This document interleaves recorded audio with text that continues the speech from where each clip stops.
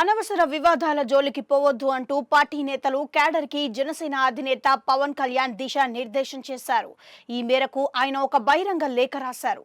అందులో అనేకమైన అంశాలను ప్రస్తావించారు. ప్రియమైన జన సైనికులు, వీర మహిళలు, నాయకులకు హృదయపూర్వకమైన నమస్కారాలు అంటూ ఈ బహిరంగ లేఖను ప్రారంభించిన పవన్ అనేకమైన కీలక అంశాలను అందులో పేర్కొన్నారు. రాజకీయాలు తాను పదవుల కోసం చేయడం లేదు అన్నది పవన్ స్పష్టం చేశారు. 2024 ఎన్నికల్లో టీడీపీ, జనసేన, బీజేపీలకు చారిత్రాత్మకమైన విజయం ప్రజలు అందించారు అని పవన్ గుర్తు చేశారు.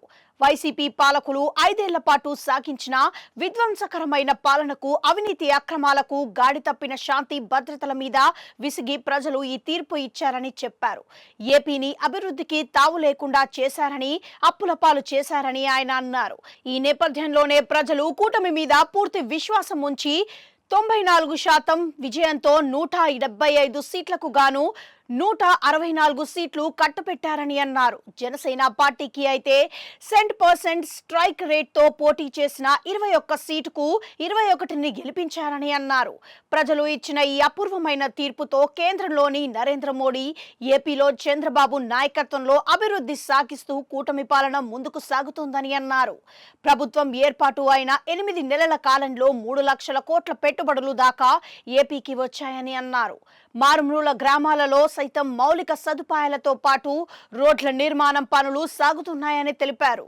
5 కోట్ల ప్రజానీకం భవిష్యత్తును దృష్టిలో ఉంచుకొని యువతకు మంచి భవిష్యత్తు అందించాలని ఆలోచిస్తూ కూటమి ప్రభుత్వం పనిచేస్తుందని అన్నారు.